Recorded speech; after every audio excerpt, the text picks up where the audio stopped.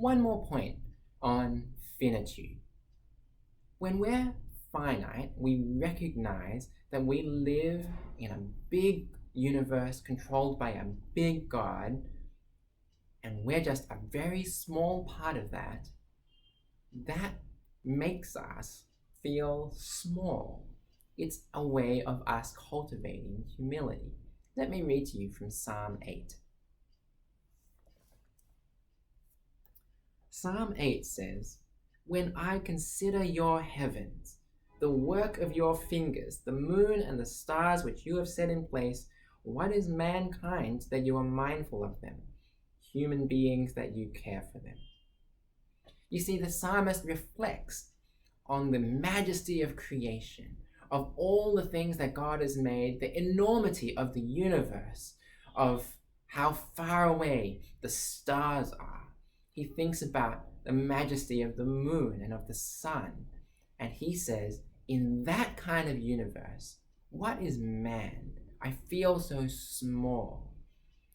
He's got humility, and yet you can see that as he goes on in the psalm, you've made them a little lower than the angels and crowned them with glory and honor. You've made them rulers over the works of your hands. You put everything under their feet. Mankind, humankind, we have a privileged position in God's kingdom. We have been made rulers over God's creation.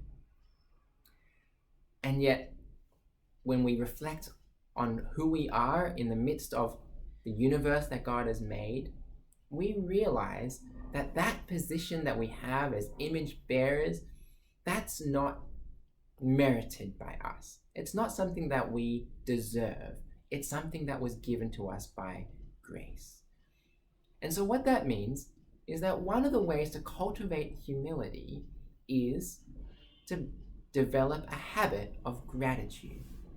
A lot of people these days, there's a popular phenomenon of people starting to write gratitude journals. I think this is a great thing.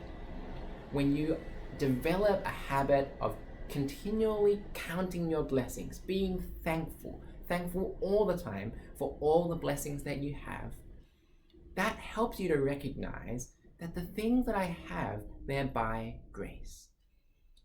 The food that I eat, the shelter that I live under, the friendships and the relationships that I have, the study that I'm able to do, the mind that God has given me, the personality that I have, the kind of person that I am, even my ability to do hard work, all comes by grace, by the grace of God. And so that keeps me humble. The other thing that we can do is to cultivate a sense of awe. When we, like the psalmist, reflect on the majesty and the magnitude of creation, it makes us small. When we look out from a cliff onto the vast valley of a mountain range, when we look at how big the trees are, when we look at the beauty of God's creation, of the sunset, of the sky, or whatever it is, and it makes us feel small, there's two things that happen. Our confidence is not taken away, but we are made to feel small. And that's a good thing. When we are in awe of God, that helps us to be humble before Him.